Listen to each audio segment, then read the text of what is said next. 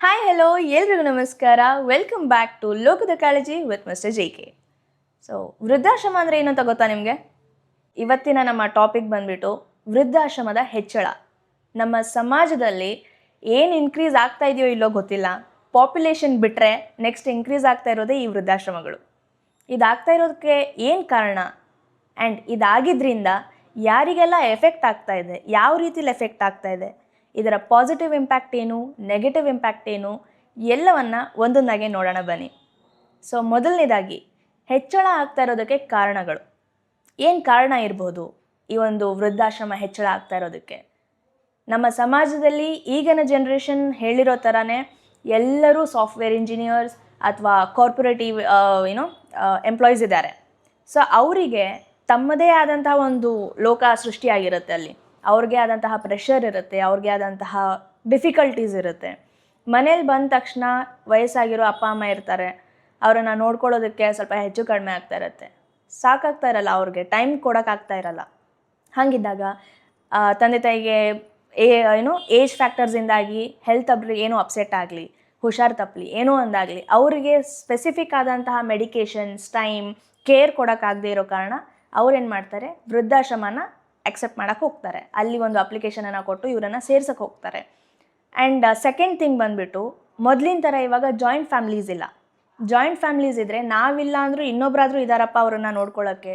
ಯಾವುದೇ ಸಿಚುವೇಷನಲ್ಲಾಗಲಿ, ಖುಷಿ ವಿಚಾರದಲ್ಲಾಗಲಿ, ದುಃಖದ ವಿಚಾರದಲ್ಲಾಗಲಿ, ಒಂಟಿತನ ಕಾಡ್ತಾ ಇರೋವಾಗಲಿ, ಒಂಟಿತನ ಅನ್ನೋದು ಅವಾಗ ಇರಲೇ ಇಲ್ಲ ನಿಜ ಹೇಳಬೇಕಂದ್ರೆ. ಜಾಯಿಂಟ್ ಫ್ಯಾಮ್ಲೀಸ್ ಇದ್ದಾಗ ಅಜ್ಜ ಅಜ್ಜಿ, ಅಪ್ಪ ಅಮ್ಮ, ಚಿಕ್ಕಪ್ಪ ಚಿಕ್ಕಮ್ಮ ಎಲ್ಲರೂ ಇರ್ತಾಯಿದ್ರು. ಸೊ ಒಂದು ಆ ಜಾಯಿಂಟ್ ಎನ್ವಿರಾನ್ಮೆಂಟ್ ಇದ್ದಾಗ ನೀವು ಒಬ್ಬರನ್ನ ಕಳ್ಕೊಂಡ್ರೂ ಕೂಡ ನನಗೇನೋ ಒಂದು ಕಡಿಮೆ ಆಯ್ತಪ್ಪ ಅನ್ನೋ ಫೀಲ್ ನಿಮಗೆ ಬರ್ತಾ ಇರಲಿಲ್ಲ. ಹಿರಿಯರು ಇರ್ತಿದ್ರು, ಏನೋ ಒಂದು ಬುದ್ಧಿವಾದ ಹೇಳ್ತಿದ್ರು, ಮನೇಲಿ ಏನೇ ಜಗಳ ಆದ್ರೂ ಅದಕ್ಕೊಂದು ಸೊಲ್ಯೂಷನ್ ಅನ್ನೋದನ್ನು ಅವ್ರು ಕೊಡ್ತಿದ್ರು. ಒಟ್ಟಿನಲ್ಲಿ ಯು ಹ್ಯಾಡ್ ದಟ್ ಎನ್ವಿರಾನ್ಮೆಂಟ್ ಮುಂಚೆ. ಸೊ ಇವಾಗ ಏನಾಗ್ತಾ ಇದೆ, ಪ್ರೈವೇಸಿ ಅಂತ ಹೇಳಿಬಿಟ್ಟು ಅಪ್ಪ ಅಮ್ಮಂದ್ರೇ ಒಂಟಿತನಕ್ಕೆ ದಾರಿ ಮಾಡಿಕೊಡ್ತಾ ಇದ್ದಾರೆ ನಮಗೆ. ನಾನು ನನ್ನ ಗಂಡನ ಜೊತೆ ಅಷ್ಟೇ ಇರಬೇಕು, ಅವ್ರ ಅಪ್ಪ ಅಮ್ಮ ಇರಬಾರ್ದು. ಇವಾಗ ಎಷ್ಟೋ ಜನದ್ದು ನಾವು ಮ್ಯಾಚ್ ನೋಡೋಕ್ಕೆ ಹೋದಾಗ, ಗಂಡು ಹೆಣ್ಣು ಮದುವೆಗೋಸ್ಕರ ಅಂತ ಮಾತುಕತೆಗೆ ಹೋದಾಗ, ನೋಡೋಕ್ಕೆ ಹೋದಾಗ ಅವ್ರು ಹೇಳೋದು ಅದನ್ನೇ. ಹೆಣ್ಣಿನ ಕಡೆ ಅವ್ರು ಹೇಳೋದು, ನಿಮ್ಮ ಅಪ್ಪ ಅಮ್ಮ ಇರಬಾರ್ದು, ನಾವು ಬ್ಯಾಂಗ್ಳೂರಲ್ಲೇ ಇರಬೇಕು, ಸೆಟ್ಲಾಗಿರಬೇಕು, ಇಬ್ಬರೇ ಇರಬೇಕು. ಸೊ ಅವಾಗ ಏನಾಗ್ಬಿಡುತ್ತೆ, ತಂದೆ ತಾಯಿ ಕೊಡಬೇಕಾಗಿರೋ ಪ್ರೀತಿ ನೀವು ಕೊಡೋಕ್ಕಾಗಲ್ಲ. ನೀವು ಚಿಕ್ಕವರಿದ್ದಾಗ ಅವ್ರು ನಿಮ್ಮನ್ನು ಎಷ್ಟು ಕೇರ್ ಮಾಡಿ, ಎಷ್ಟು ಪ್ರೀತಿಯಿಂದ ಬೆಳೆಸಿರ್ತಾರೆ, ಆ ಒಂದು ಪ್ರೀತಿ, ಕಾಳಜಿ, ಮಮತೆ ನೀವು ಯಾವುದೂ ಅವ್ರನ್ನ ವಾಪಸ್ ಕೊಡೋಕ್ಕಾಗಲ್ಲ.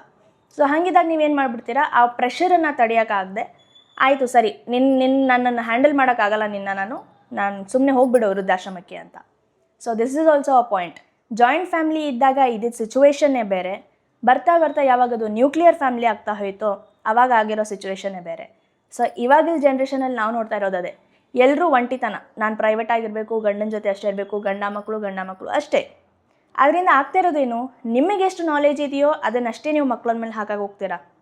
ಆ್ಯಂಡ್ ಮೊಬೈಲ್ ಬಂದಿರೋ ಕಾರಣ ಮಕ್ಳಿಗೂ ನೀವು ಏನನ್ನು ಟ್ರಾನ್ಸ್ಫರ್ ಮಾಡಬೇಕಾಗಿರುತ್ತೋ ಇನ್ಫಾರ್ಮೇಷನ್, ಯಾವ ಪದ್ಧತಿಗಳನ್ನು ನೀವು ಹೇಳಬೇಕಾಗಿರುತ್ತೋ, ಯಾವ ಒಂದು ಸಂಸ್ಕಾರ ನೀವು ಕೊಡಬೇಕಾಗಿರುತ್ತೋ ಅದನ್ನು ನೀವು ಕೊಡ್ತಾ ಇಲ್ಲ.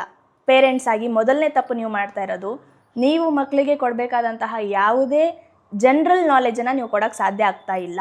ಜಸ್ಟ್ ಬಿಕಾಸ್ ಆಫ್ ನೀವು ಮೊಬೈಲಿಗೆ ಅಡಿಕ್ಟ್ ಆಗಿರ್ತೀರ, ಅಥವಾ ನಿಮ್ಮ ಒಂದು ಕಾರ್ಪೊರೇಟ್ ಲೈಫಲ್ಲಿ ನೀವು ಯಾವುದಕ್ಕೂ ಟೈಮ್ ಕೊಡೋಕ್ಕಾಗ್ತಾ ಇರಲ್ಲ.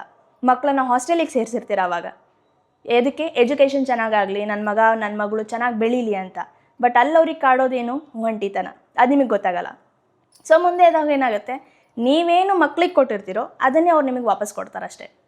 When you decide to take your life to some extent, ನೀವು ನಿಮ್ಮ ಲೈಫನ್ನು ಚೆನ್ನಾಗಿ ಮಾಡ್ಕೋಬೇಕಂತ ಹೇಳಿ ಮಕ್ಕಳನ್ನ ಯಾವಾಗ ಹಾಸ್ಟೆಲಿಗೆ ಬಿಡ್ತೀರಾ, ಜಸ್ಟ್ ಬಿಕಾಸ್ ಅವ್ರು ನಿಮಗೆ ಒಂದು ಭಾರ ಅನ್ನಿಸ್ಬಾರ್ದು ಅನ್ನೋ ಕಾರಣಕ್ಕೆ ನೀವು ಆ ಕೆಲಸ ಮಾಡ್ತೀರಾ. ಸೊ ಮುಂದೆ ಅವ್ರ ಜೀವನದಲ್ಲಿ ಯಾವಾಗ ಅವ್ರ ಕೆಲ್ಸಕ್ಕೆ ಹೋಗ್ತಾರೋ ಆವಾಗ ನೀವು ಅವ್ರಿಗೆ ಭಾರ ಅನ್ನಿಸೋಕ್ಕೆ ಶುರು ಮಾಡ್ತೀರಾ. ಅದಕ್ಕೆ ಅವ್ರು ಏನು ಮಾಡ್ತಾರೆ, ನಿಮ್ಮನ್ನು ನಮ್ಮ ಕೈಲಿ ಹ್ಯಾಂಡಲ್ ಮಾಡೋಕ್ಕಾಗಲ್ಲ, ಸೊ ನೀವು ವೃದ್ಧಾಶ್ರಮಕ್ಕೆ ಹೋಗಿ ಅಂತ ಹೇಳ್ತಾರೆ. So this is the third point. So next ಬರ್ತಾ ಈ ಒಂದು ಎನ್ವಿರಾನ್ಮೆಂಟ್ ನಿಮಗೆಲ್ಲ ಗೊತ್ತಿರೋ ಥರನೇ ಎಲ್ಲರೂ ಬ್ಯುಸಿ, ಪ್ರತಿ ಸೆಕೆಂಡ್ ಬ್ಯುಸಿ. ಯಾವುದರಲ್ಲಿ? ತಮ್ಮ ಸ್ವಂತ ಕೆಲಸಗಳಲ್ಲಿ. ಹಾಗಾಗಿ ಮನೇಲಿರೋ ಅಪ್ಪ ಅಮ್ಮ ಒಂಟಿ ಆಗ್ತಾ ಹೋಗ್ತಾರೆ. ನೀವು ಯಾವಾಗ ಟೈಮ್ ಕೊಡಲ್ವೋ ಅವರಿಗೆ ಆ ಒಂದು ಮಾನಸಿಕ ಒತ್ತಡ ಹೆಚ್ಚಳ ಆಗ್ತಾ ಹೋಗುತ್ತೆ. ಮನೇಲಿದ್ದಾಗ ನನ್ನ ಜೊತೆ ಮಾತಾಡೋಕ್ಕೆ ಯಾರೂ ಇಲ್ಲ, ನಾನು ಒಬ್ಬಳೇ ಆಗಿದ್ದೀನಿ, ನಾನು ಏನು ಮಾಡಬೇಕು ಅಂದ್ಕೊಂಡು ಅವರೇ ಡಿಪ್ರೆಷನಿಗೆ ಹೋಗೋಕ್ಕೆ ಶುರು ಮಾಡ್ತಾರೆ. When you don't give them certain time ಅಲ್ಲ, ನೀವು ಹೇಳೋದೆಲ್ಲನೂ ಅವ್ರಿಗೆ ತಪ್ಪು ಅನ್ಸೋಕ್ಕೆ ಶುರು ಆಗುತ್ತೆ. ಮಕ್ಕಳ ಮೇಲೆ ತಪ್ಪನ್ನು ಹೇರಕ್ಕೆ ಶುರು ಮಾಡ್ತಾರೆ.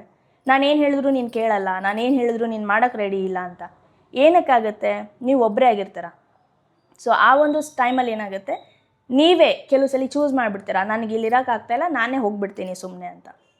ಆ್ಯಂಡ್ ಹೆಣ್ಣು ಹೆತ್ತಿರೋ ತಾಯಂದಿರಾಗಲಿ ತಂದೆಯಂದಿರಾಗಲಿ ಯಾವಾಗ ಮಗಳನ್ನು ಕೊಟ್ಟು ಮದುವೆ ಮಾಡಿ ಕೊಡ್ತಾರೋ ಮನೇಲಿ ಒಬ್ಬರೇ ಇರಬೇಕಾಗತ್ತೆ. ಆವಾಗ ಅವ್ರು ಏನು ಮಾಡ್ತಾರೆ, ಮನೇಲಿ ಒಬ್ಬರೇ ಇರೋದಕ್ಕಿಂತ ಒಂದು 4 ಜನ ಜೊತೆ ಬೆರೆಯೋಣ ಅಂತ ವೃದ್ಧಾಶ್ರಮನ ಚೂಸ್ ಮಾಡ್ತಾರೆ. ಸೊ ಇವು ಎಲ್ಲ ಕೆಲವೊಂದಿಷ್ಟು ಕಾರಣಗಳು ವೃದ್ಧಾಶ್ರಮ ಇನ್ಕ್ರೀಸ್ ಆಗ್ತಾ ಇರೋದಕ್ಕೆ ಇವತ್ತಿನ ಜನ್ರೇಷನಲ್ಲಿ. ಕಾರಣಗಳನ್ನು ನೋಡಿದ್ವಿ. ಇದನ್ನು ಮಾಡೋದ್ರಿಂದ ಸಮಾಜದ ಮೇಲೆ ಬೀಳುವಂತಹ ಪರಿಣಾಮ, ಸೊಸೈಟಿಗೆ ಆಗುವಂಥ ಎಫೆಕ್ಟ್ಸ್ ಏನು ಅಂತ ನೋಡೋದಾದರೆ, ಮಕ್ಕಳನ್ನ ನಾವು ಲಂಡನ್ಗೆ ಕಳಿಸಿದ್ವಿ, ಫಾರಿನ್ಗೆ ಕಳಿಸಿದ್ವಿ, ಹೈಯರ್ ಸ್ಟಡೀಸ್, ನನ್ನ ಮಗ ಅಲ್ಲಿ ಓದ್ತಾ ಇದ್ದಾನೆ, ಇಲ್ಲಿ ಓದ್ತಾ ಇದ್ದಾನೆ ಅಂತೆಲ್ಲ ನೀವು ಸೊಸೈಟಿಗೆಲ್ಲ ಹೇಳ್ಕೊಂಡು ಓಡಾಡ್ತಿರ್ತೀರ. ನನ್ನ ಮಗಳು ಅಲ್ಲಿ ಹೋಗಿ ಕಲಿತಾ ಇದ್ದಾಳೆ, ಮಾಸ್ಟರ್ಸ್ ಅಲ್ಲಿ ಮಾಡ್ತಾ ಇದ್ದಾಳೆ, she is doing job in ವಿಯತ್ನಾಂ, ಹಾಗೆ ಹೀಗೆ ಅಂತೆಲ್ಲ ಹೇಳಿರ್ತೀರ. ಬಟ್ ಅವರು ಅಲ್ಲಿ ಹೋದ್ಮೇಲೆ ನಿಮಗೆ ಎಷ್ಟು ಲೋನ್ಲಿ ಫೀಲ್ ಆಗುತ್ತೆ, ನೀವು ಮನೇಲಿದ್ದಾಗ ಒಂಟಿತನ ಎಷ್ಟು ಕಾಡುತ್ತೆ ಅದು ನಿಮ್ಮೊಬ್ಬರಿಗೆ ಗೊತ್ತಿರುತ್ತೆ. ನೀವು ಸೊಸೈಟಿ ಮುಂದೇನೋ ಬೀಗ್ಬೋದು, ನನ್ನ ಮಗ ಅಲ್ಲಿದ್ದಾನೆ ಇಲ್ಲಿದ್ದಾನೆ ಅಂತ. ಬಟ್ ನಿಮ್ಮ ಇಬ್ಬರು ನಡುವೆ ಇರಬೇಕಾದಂತಹ ಸಂಬಂಧ, ಆ ಒಂದು ಫೀಲ್, ಆ ಒಂದು ಇಮೋಷನ್ಸ್ ಎಲ್ಲನೂ ಕಟ್ ಡೌನ್ ಆಗುತ್ತೆ. ನಿಮ್ಮ ಮಾತುಕತೆ ಏನಿದ್ರು ಕಾಲ್ಸಲ್ಲಿ ಮಾತ್ರ. ವಿಡಿಯೋ ಕಾಲ್ಸ್ ಆಯಿತು, ನಾರ್ಮಲ್ ಕಾಲ್ಸ್ ಆಯಿತು. ನಿಮಗೆ ಏನೋ ಹುಷಾರಿಲ್ಲ ಅಂದರೂ ಕೂಡ ಮೆಡಿಸಿನ್ಸನ್ನು ಕೂಡ ಅವನು ಆನ್ಲೈನಲ್ಲೇ ಪರ್ಚೇಸ್ ಮಾಡ್ತಾನೆ, ಅಲ್ಲೇ ನಿಮಗೆ ಡೆಲಿವರಿ ಕೂಡ ಮಾಡಿಸ್ತಾನೆ. ಸೊ ಹೀಗಾದಾಗ ನೀವು ಮಾತಾಡ್ತಾ ಇರೋದು ನಿಮ್ಮ ಮಗನ ಜೊತೆ ಮಗಳ ಜೊತೆ ಅಲ್ಲ, ಜಸ್ಟ್ ಒಂದು ಮೊಬೈಲ್ ಜೊತೆ. ಜಸ್ಟ್ ಬಿಕಾಸ್ ಅದರಿಂದ ಅವ್ರು ನಿಮ್ಗೆ ಕಾಣಿಸ್ತಾ ಇದ್ದಾರೆ ಹೊರತು they are not physically in front of you. ಅವ್ರು ನಿಮ್ಮ ಜೊತೆ ಇದ್ದಾಗ ನಡೆಯೋ ವಿಚಾರ, ನಡೆಯೋ ಮಾತುಕತೆ ಮೊಬೈಲಲ್ಲಿ ಎಲ್ಲೋ ದೂರ ಇದ್ದಾಗ ಮಾಡೋಕ್ಕಾಗಲ್ಲ. ಪ್ರತಿಯೊಂದು ಮೈನ್ಯೂಟ್ ಮಾತುಗಳನ್ನು ನೀವು ಹೇಳೋಕ್ಕಾಗಲ್ಲ. ಆ್ಯಂಡ್ ಮೋರ್ ಓವರ್ ನಿಮಗೆ ಹೇಳೋಕ್ಕೆ ಟೈಮೂ ಇರಲ್ಲ. ಆವಾಗ ನಿಮ್ಮ ಮಕ್ಕಳ ಹತ್ರ ಅಷ್ಟೊಂದು ಟೈಮೂ ಇರಲ್ಲ. ನೀವು ಯಾವಾಗ ಅವರನ್ನು ಅಷ್ಟು ಬ್ಯುಸಿ ಮಾಡೋಕ್ಕೆ ಟ್ರೈ ಮಾಡಿರ್ತೀರಾ, ಅವ್ರ ಹತ್ರ ಟೈಮೇ ಇರಲ್ಲ ನಿಮ್ಮ ಜೊತೆ ಮಾತಾಡೋಕ್ಕೆ. ಸೊ ಹಾಗಾದಾಗ ಅವ್ರು ಏನು ಮಾಡ್ತಾರೆ, ಅಪ್ಪ ನಾನು ಸ್ವಲ್ಪ ಬ್ಯುಸಿ ಇದ್ದೀನಿ, ಒಂದು 5 ನಿಮಿಷದಲ್ಲಿ ಕಾಲ್ ಮಾಡ್ತೀನಿ, ಒಂದು 10 ನಿಮಿಷ ಮಾಡ್ತೀನಿ, ಹಂಗೆ ಹೇಳಿ ಅವ್ರು ನಿಮಗೆ ಕಾಲೇ ಮಾಡೋಕ್ಕೆ ಹೋಗಲ್ಲ. ಸೊ ಇದರಿಂದ ಏನಾಗ್ಬಿಡುತ್ತೆ, ನಿಮಗೆ ಲೋನ್ಲಿ ಫೀಲ್ ಆಗಿ you will get into depression. So ಇದು ಒಂದು ರೀಸನ್ ಆಗುತ್ತೆ. ನೀವು ನಿಮ್ಮ ಮಕ್ಕಳನ್ನ ಓವರ್ ಸ್ಮಾರ್ಟ್ ಮಾಡೋಕ್ಕೆ ಹೋಗಿ ಅವ್ರು ನಿಮ್ಮನ್ನು ಓವರ್ ಡಮ್ ಮಾಡೋಕ್ಕೆ ಹೋಗ್ತಾರೆ, ಅತಿ ಮೂರ್ಖರನ್ನಾಗಿ ಮಾಡೋಕ್ಕೆ ಹೋಗ್ತಾರೆ ನಿಮ್ಮನ್ನು. ಲಾಸ್ಟಲ್ಲಿ ನೀವೇನು ಅವ್ರಿಗೆ ಮಾಡಿರ್ತೀರಲ್ಲ ಅದೇ ನಿಮಗೆ ವಾಪಸ್ ಬರೋದು. ಕರ್ಮ ರಿಟರ್ನ್ಸ್ ಅಂತ ಹೇಳೋದು ಸುಳ್ಳಲ್ಲ. ಸೊ ವಿಚಾರ ಮಾಡಿ, ಮಕ್ಕಳನ್ನ ನಾನು ಅಲ್ಲಿ ಕಳಿಸಿ ಬೇಡ ಅನ್ನಲ್ಲ. But it should not exceed the limits. ಎಲ್ಲಿವರೆಗೂ ಇರಬೇಕು ಅಲ್ಲಿವರೆಗೂ ಅಷ್ಟೇ ಇರಬೇಕು. ಸೊ ಇದು ಒಂದು ಹೇಳೋಕ್ಕೆ ಇಷ್ಟಪಡ್ತೀನಿ. ಸೊ ಅದಾದಮೇಲೆ ಫ್ಯಾಮಿಲಿ ಕಲ್ಚರ್ ಅದೆಲ್ಲ ನೀವು ಅವ್ರಿಗೆ ಕೊಡಲಿಲ್ಲ ಅಂತಂದರೆ ಅದನ್ನು ಅವ್ರು ನಿಮಗೆ ರಿಟರ್ನ್ ಕೊಡೋಕ್ಕೆ ಸಾಧ್ಯನೇ ಇಲ್ಲ. ನೀವೇ ಕಲಿಸಿಲ್ಲ ಅಂದಮೇಲೆ ನಿಮ್ಗೆ ಏನು ಕೊಡ್ತಾರೆ ಅವ್ರು ವಾಪಸ್ ಇನ್ ರಿಟರ್ನ್? ಈಗ ನೀವು ಕಾರ್ಪೊರೇಟಿವ್ ಎಂಪ್ಲಾಯೀಸ್ ಆಗಿರಿ ಅಥವಾ ಹೌಸ್ ವೈಫ್ ಆಗಿದ್ದರೂ ಕೂಡ ನೀವು ಅವ್ರಿಗೆ ಕಲಿಸೋದೇನು, ಬರೀ ಎಜುಕೇಷನ್, ಸ್ಕೋರ್ ಮಾಡು, ಅದು ಮಾಡು, ಇದು ಮಾಡು. ಮನೆ ಕೆಲಸಕ್ಕಂತೂ ಕರೆಯೋದೇ ಇಲ್ಲ ಯಾರೂ. ಇವತ್ತು ಹಬ್ಬ ಇದೆ, ಬಂದು ಹೆಲ್ಪ್ ಮಾಡು, ಈ ಹಬ್ಬ ಅಂದರೆ ಹೀಗೆ, ಇದನ್ನೆಲ್ಲ ಹೇಳೋರು ಯಾರು? ಹಿರೀಕರು. ಮನೇಲವ್ರು ಇದ್ದರೆ ತಾನೇ ಏನಾದರೂ ಹೇಳೋಕ್ಕಾಗೋದು. ಮನೇಲವ್ರು ಇಲ್ಲವೇ ಇಲ್ಲಲ್ಲ. ಎಲ್ಲನೂ ನ್ಯೂಕ್ಲಿಯರ್ ಅಂದ್ಕೊಂಡು ಅಪ್ಪ ಅಮ್ಮ ಮಕ್ಕಳು ಇಷ್ಟೇ ಇರ್ತೀರ. ಹೇಳ್ತೀರಾ ಹಬ್ಬ ಅಂದರೆ ಹೀಗೆ, ಇವತ್ತು ಈ ಹಬ್ಬ. ಗ್ಲ್ಯಾನ್ಸ್ ಕೊಡೋದು ಬೇರೆ, ಅದರ ಇನ್ ಡೆಪ್ತ್ ಇನ್ಫಾರ್ಮೇಷನ್ ಕೊಡೋದು ಬೇರೆ. ಅದನ್ನು ಕೊಡಬೇಕಾಗಿರೋರೇ ನಿಮ್ಮ ಜೊತೆ ಇಲ್ಲ ಅಂದಾಗ ನಿಮ್ಗೆ ಎಷ್ಟು ಗೊತ್ತೋ ನೀವು ಅದನ್ನು ಅವ್ರಿಗೆ ಟ್ರಾನ್ಸ್ಫರ್ ಮಾಡ್ತೀರಾ. ಅವ್ರಿಗೆ ಏನಾಗ್ಬಿಡುತ್ತೆ, ಇದು ಒಂದು ಹಬ್ಬ ಅಂತೆ, ಸೆಲೆಬ್ರೇಟ್ ಮಾಡಬೇಕಂತೆ, ದೀಪ ಹಚ್ಚಬೇಕಂತೆ, ಹಚ್ಚೋಣ. ಇದೊಂಥರ ಮೆಕ್ಯಾನಿಕಲ್ ಫಂಕ್ಷನ್ ಆಗುತ್ತೆ ಹೊರತು ಅದರಲ್ಲಿ ಇಮೋಷನ್ಸ್ ಏನೂ ಇರಲ್ಲ. ನೀವು ಯಾವಾಗ ಇದನ್ನು ಯಾವುದೂ ಅವ್ರಿಗೆ ಹೇಳಕ್ಕೆ ಹೋಗಲ್ಲ, ಯಾವುದನ್ನು ಕಲ್ಸಕ್ಕೆ ಹೋಗಲ್ಲ, ನೆಕ್ಸ್ಟ್ ಅವ್ರಿಗೇನೂ ಗೊತ್ತಿರಲ್ಲ, ಅವ್ರ ಮಕ್ಕಳಿಗೆ ಅವ್ರೇನೂ ಕಲ್ಸೋಕ್ಕಾಗಲ್ಲ. ನೆಕ್ಸ್ಟ್ ಬರೋ ಜನ್ರೇಷನ್ ಎಲ್ಲನೂ ಬರೀ ಏನಾಗ್ಬಿಡುತ್ತೆ, ಟೆಕ್ನಾಲಜಿ ಬೇಸ್ಡ್ ಆಗಿಬಿಡುತ್ತೆ. ಎಲ್ಲನೂ ಬರೀ AI ಕೇಳೋದು, AI ಬಾಟ್ ಮಾತಾಡುತ್ತೆ, ಇದಂದರೆ ಹೀಗೆ ಥೆರಾಟಿಕಲ್ ಆಗುತ್ತೆ. ಪ್ರಾಕ್ಟಿಕಲಿ ಲೈಫಲ್ಲಿ ಅವ್ರು ಏನೂ ಎಂಜಾಯ್ ಮಾಡಿರಲ್ಲ. ಎಲ್ಲನೂ ಬರೀ ಪ್ರೆಷರ್ ಲೈಫ್ ಎಂಜಾಯ್ ಮಾಡಿರ್ತಾರೆ ಅವರು. ನಾನು 90 ಮಾಡಬೇಕು, ನಾನು 95 ಸ್ಕೋರ್ ಮಾಡಬೇಕು, ಇಲ್ಲಾಂದರೆ ಅಪ್ಪ ಅಮ್ಮ ಬೈತಾರೆ. ಅಥವಾ ಸಮ್ ಪೀಪಲ್, ಕೆಲವು ಅಪ್ಪ ಅಮ್ಮ ಅಂತೂ ಹೊಡೆಯೋದು ಮಾಡಿದ್ದಾರೆ ಮಕ್ಕಳಿಗೆ, just because they don't score good. So ನೀವು ಅದನ್ನಷ್ಟೇ ಪ್ರೆಷರೈಸ್ ಮಾಡಿದ್ರೆ ಅವರಲ್ಲಿರೋ ಟ್ಯಾಲೆಂಟ್ಸನ್ನು ನೀವು ಕೊಲ್ತೀರಾ. ಫಸ್ಟ್ ಆಫ್ ಆಲ್ ಯಾರೊಬ್ಬರು ಸಿಂಗರ್ ಇರ್ತಾರೆ, ಯಾರೊಬ್ಬರು ಡಾನ್ಸರ್ ಇರ್ತಾರೆ, ಮಾರ್ಷಲ್ ಆರ್ಟ್ ಸ್ಪೆಸಿಫಿಕ್ಕಾಗಿ ಮಾರ್ಷಲ್ ಆರ್ಟ್ಸಲ್ಲಿ ಸ್ಪೆಷಲೈಸ್ಡ್ ಇರ್ತಾರೆ. ಅವರು ಏನು ಕಲಿದೇನೆ ಇನ್ಬಿಲ್ಟ್ ಟ್ಯಾಲೆಂಟ್ ಇರುತ್ತೆ ಅವರಲ್ಲಿ. ಬಟ್ ಅದನ್ನು ನೀವು ಯಾವುದೂ ರೆಕಗ್ನೈಸ್ ಮಾಡಿದೆ ಅದು ಯಾವುದನ್ನು ನೀವು ರೆಕಗ್ನೈಸ್ ಏನು ಮಾಡಿಬಿಡ್ತೀರಾ, ಪ್ರೆಷರೈಸ್ ಮಾಡ್ತೀರಾ ಮಕ್ಕಳಿಗೆ. ನೀನು 90 ಸ್ಕೋರ್ ಮಾಡು, 95 ಮಾಡು, and you start comparing with others. Okay, ಅವಳು ನೋಡು ಅಷ್ಟು ಮಾಡಿದ್ದಾಳೆ, ಇವಳು ನೋಡಿ ಇಷ್ಟು ಮಾಡಿದ್ದಾಳೆ. ಎಲ್ಲರೂ ಒಂದೇ ಇರಲ್ಲ, ಪೀಪಲ್ ಆರ್ ಡಿಫ್ರೆಂಟ್. ಈಗ ನೀವು ಇಂಜಿನಿಯರ್ ಅಂತ ನಿಮ್ಮ ಮಗನೂ ಇಂಜಿನಿಯರ್ ಆಗಬೇಕು ಅಂದರೆ ನಿಮ್ಮ ಕನಸನ್ನು ಅವ್ರಿಗೆ ಹೇರೋದು ಸರಿಯಲ್ಲ ಫಸ್ಟ್ ಆಫ್ ಆಲ್. ಸೊ ನೀವು ಅದನ್ನು ಮಾಡೋದ್ರಿಂದ ಏನು ಮಾಡ್ತೀರಾ, ಅವರಿಗಿರೋ ಕನಸುಗಳನ್ನೆಲ್ಲ ಕೊಂದು ನಿಮ್ಮ ಕನಸನ್ನು ನೆನ್ಸು ಮಾಡೋಕ್ಕೆ ಟ್ರೈ ಮಾಡ್ತೀರಾ.